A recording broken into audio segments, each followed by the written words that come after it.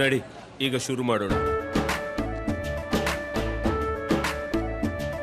ಕೇಸರಿಯಿಂದ ಮನೋಲ್ಲಾಸ ಮನಸ್ಸು ಮತ್ತೇರಿ ಕುಣಿದಾಡಿದೆ ನೋಡು, ಮನಸ್ಸು ಮತ್ತೇರಿ ಕುಣಿದಾಡಿದೆ ನೋಡು. ಕ್ಷಣ ಕ್ಷಣವೂ ಆಚರಿಸಿ ಕೇಸರಿ ಹಬ್ಬ. ವಿಮಲ್ ಬಾಯಲ್ಲಿ ಹೇಳಿ ಕೇಸರಿ. ಡ್ರೈವ್ ಕೇಸ್ ಬೆನ್ನಲ್ಲೇ ಕುಮಾರಸ್ವಾಮಿ ಸಿಡಿದೆದ್ದಿದ್ದಾರೆ. ಸರ್ಕಾರದ ವಿರುದ್ಧ ಫೋನ್ ಕದ್ದಾಲಿಕೆ ಆರೋಪವನ್ನು ಕೂಡ ಮಾಡಿದ್ದಾರೆ. ಇದಕ್ಕೆ ಡಿಕೆ ಶಿವಕುಮಾರ್ ತಿರುಗೇಟನ್ನ ನೀಡಿದ್ದು ವಾಕ್ ಸಮರ ಜೋರಾಗಿರುತ್ತೆ. ಇನ್ನು ಈ ಕುರಿತ ಒಂದು ವರದಿ ಇಲ್ಲಿದೆ.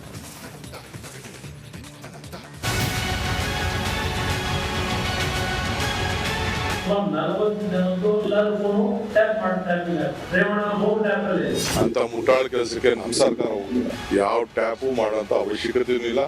ಸುಳ್ಳು ಸುಮ್ಮನೆ ಪ್ರಚಾರಕ್ಕೋಸ್ಕರ ಈ ಮಾತಾಡ್ತಾರೆ. ಸರ್ಕಾರದ ವಿರುದ್ಧ ಫೋನ್ ಟ್ಯಾಪ್ ಆರೋಪ, ಕೈ ದಳದ ನಡುವೆ ಮುಂದುವರೆದ ವಾಕ್ಸಮರ.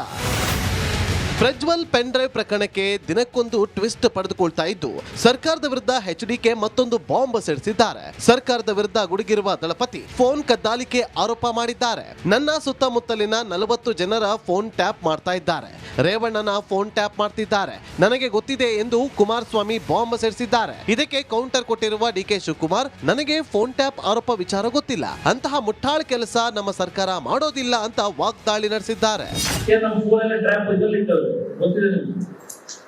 ಸುಮಾರು 40 ಜನದ್ದು 45 ಜನದ್ದು ನನ್ನ ಸುತ್ತಮುತ್ತ ಇರ್ತಕ್ಕಂಥವ್ರು ಯಾರಿದ್ದಾರೆ ಅವರ ಎಲ್ಲರ ಫೋನು ಟ್ಯಾಪ್ ಮಾಡ್ತಿಲ್ಲ. ನನಗೆ ಎಲ್ಲ ಗೊತ್ತಿದೆ.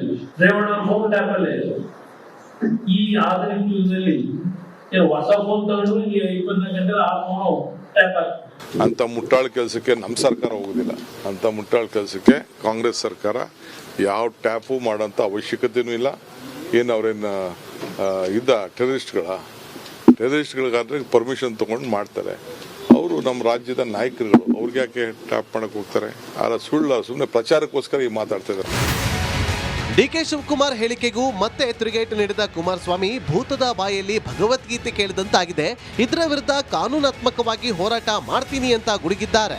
ಡಿಕೆ ಶಿವಕುಮಾರ್ ದೇವದ ಬಾಯಲ್ಲಿ ಭಗವದ್ಗೀತೆ ಬರುತ್ತೆ ಅಂತಾರಲ್ಲ, ಅವರ ಮಾತುಗಳಿಗೆ ಗೌರವ ಸಿಗ್ತದೆ, ಅವ್ರ ಮಾತನ್ನು ನಂಬ್ತೀನಿ.